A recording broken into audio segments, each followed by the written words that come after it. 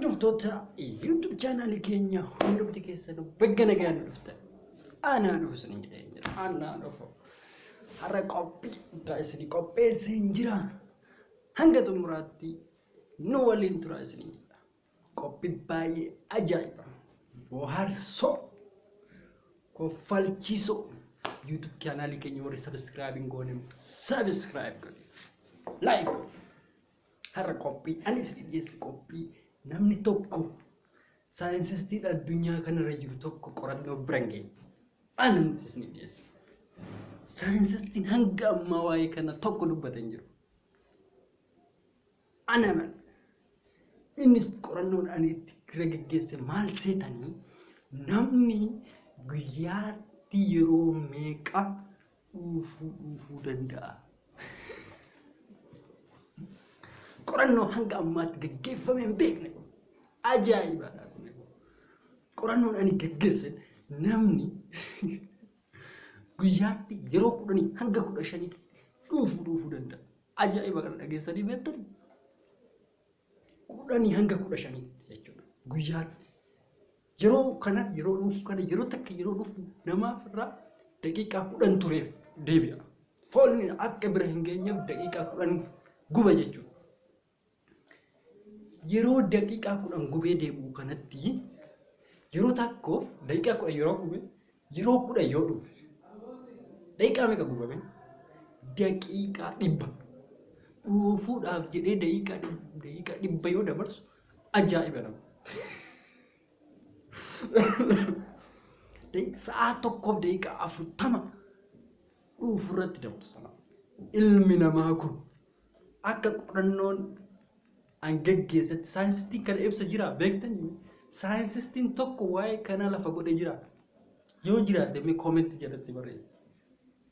Riisarchii nama meeqarratti hojjetee kan kana isiniif ifa godhaa jiru. Si gala guyyaarra sa'aatii 24tu jira. Guyyaa tokko guutuu. Guyyaan guutuu sa'a meeqa qaba? Sa'a 24.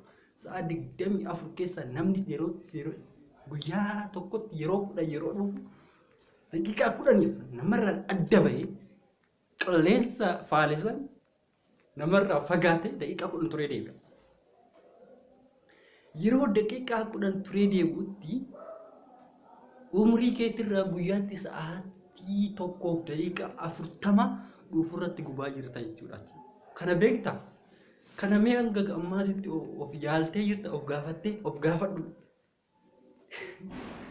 Of gaafadhu laal. Waan qorannoon biraan geenye ifaajee meeqan riisarchii meeqa irratti yeroo meeqa irratti fixe qorannoo kana argate jechuudha. Qorannoo kana amma gara kitaabatti barreessuunidha. Kitaaba tokko qisanii qopheessee jira.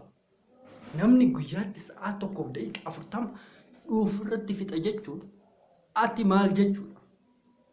Kuni ajaa'ibumaayyuu. Kan biraa immoo namni gurguddaan dur maal yeroo dur ijoollee jechuudha. Yeroo nu ijoollee maal nuun jedhanii dhuufuun jalaa baate nama tokko tokko hin jira. Namni tokko tokko.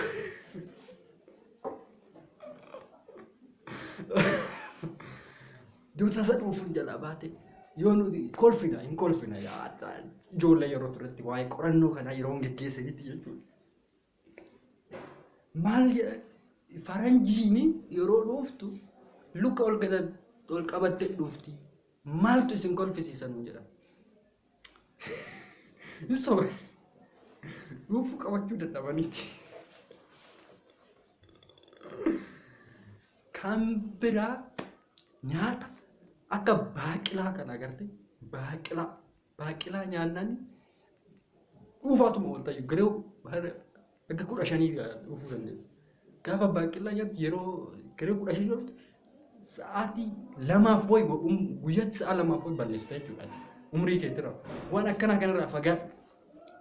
Gorsi ani si gorsu gorsi akkana kana si gorsu nama dhaggeeffataa jirtu kun waan nyaata akkana kanarraa fagaadhu. Soba umrii keetirra sirraa hir'isa.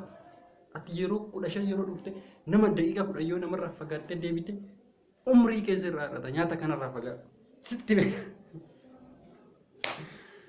saayinsisti addaati kun ammalaa maqaa saayinsistii kun qorannoon tokko jiru nuun geggeeffamne ana qofatu geggeessee akkama si galee jira kana jechuudha waan akkanaa kana waan namni riisarchii hin hojjenne tokkoon barbaadan riisarchii irratti hojjechuu qabdu waan nama miidhu laal umrii isaa irratti miidhaa akka geessisu argeen jira laalannaa kuni waan addaati laal amma umrii kee amma guyyaatti sa'a 2 ol kan dhufutti gubaa jirtu riisarchii kana dhiyeessee jira kanaaf waan namni tilmaamne kan hojjechuun sammuu kee kireetiivili kireet waa uumu sammuu keetii waa uumu akkasiya baay'ee nama ajaa'iba amma immoo isin bashannansiisuuf aduu durii takka isinitti aduu durii gabaabdu dur waraabessaa fi leencaatu ture jedhan leenci sangaa qaba waraabessi sa'a qaba osoo waliin jiraatanuu sangaan waraabessaa rimaafus sangaan waraabessi ni dhalda sangaan ni dhalda gaafa kana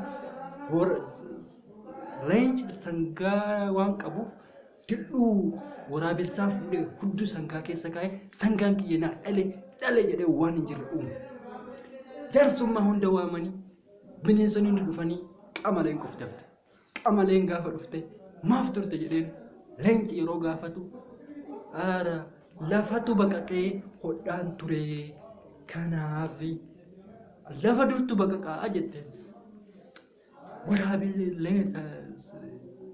leenci lafa durtu baqaqaa jedhee jennaan sangaa durtuu waati dhalaa